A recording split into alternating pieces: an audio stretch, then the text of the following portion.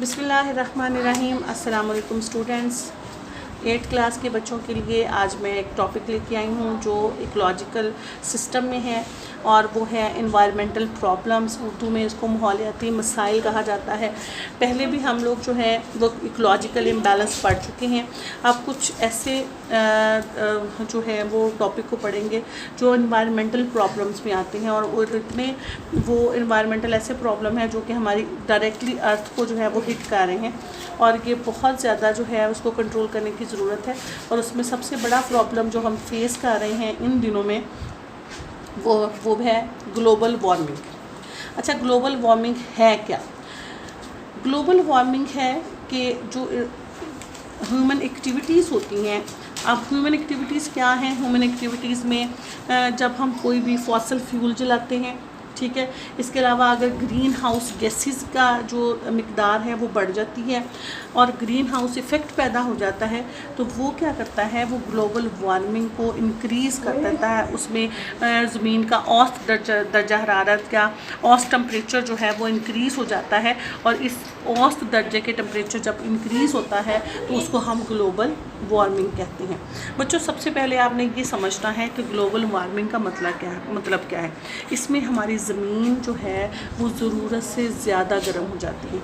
देखिए, जब हम सोलर सिस्टम की बात करते हैं ना, तो सोलर सिस्टम में जो है वो 8 सितारे और सूरज शामिल है। ये 8 सितारे जो हैं, इनमें से सिर्फ अल्लाह ताला के हुक्म से, हम मुसलमान हैं तो हम इस चीज़ पे यकीन रखते हैं कि अल्लाह ताला के हुक्म से ज़मीन जो है वो एक ऐसे प्रॉपर जगह पे मौजूद है जिसमें ना ज़्यादा सर्दी है और ना ज़्यादा गर्मी है।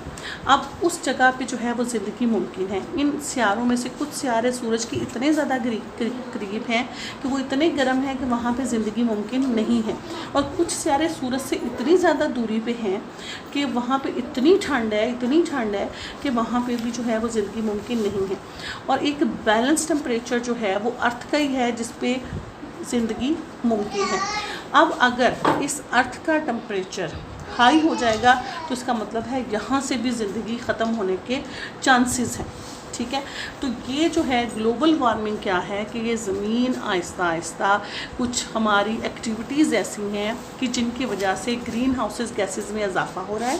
वो ग्रीन हाउसेस गैसेस जो हैं वो हमारे अर्थ के इर्द गिर्द जमा हो जाती हैं, वो उसके इर्द गिर्द घेरा डाल लेती हैं, जो कि सूरज की रोशनी को ज़मीन तक तो आने देती हैं, लेकिन जब उसने रिफ्लेक्ट होकर वापस जाना होता है तो उसको वापस नहीं जाने देती, उसको वहीं पर रोक लेती हैं। अब जो सूरज की रोशनी या शुआएँ हैं जो गर्म हैं वो ज़मीन तक तो आई हैं कि ज़मीन को गर्म कर लें, लेकिन उसने रिफ्लेक्ट होकर वापस जाना होता है, लेकिन ये ग्रीन हाउस गैसेस जो हैं वो इनको बाहर जाने नहीं देती। तो ग्रीन हाउस गैसेस क्या हैं?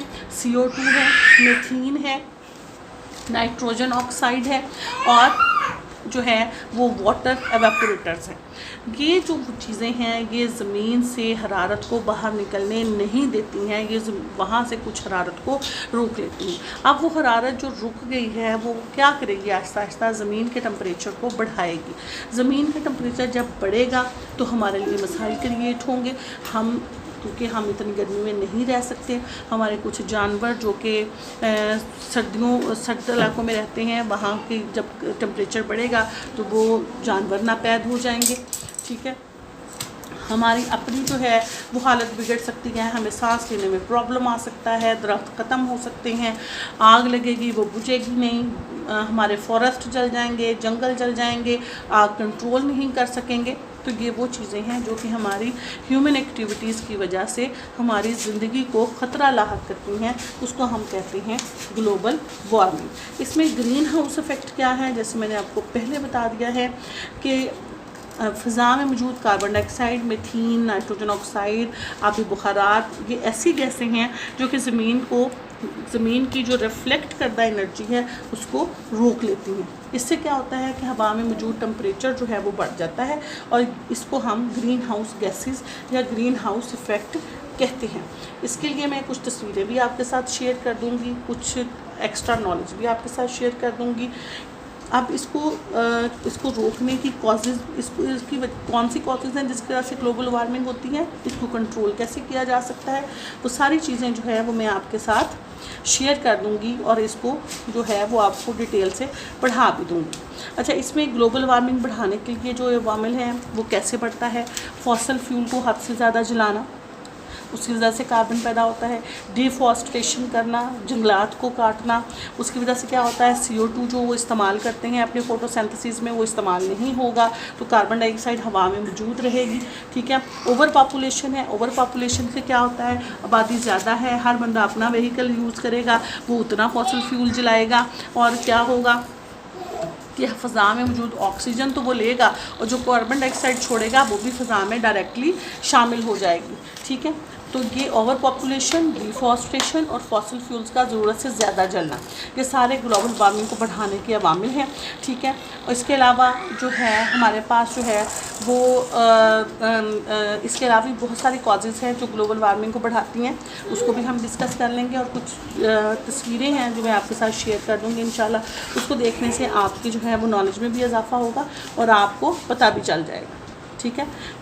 उम्मीद है कि आपको ये वीडियो पसंद आई होगी। अगर आपको अच्छी लगे तो इसको शेयर करना मत भूलें, चैनल को सब्सक्राइब करें और ख़ुद भी करें, दूसरों से भी जो है वो रिक्वेस्ट करें वो इसको सब्सक्राइब करें और उन बच्चों तक आपने ये वीडियो ज़रूर पहुंचानी है जिन बच्चों को इनकी ज़रूरत है। शुक्रिया। अल्लाह हाफ़िज़।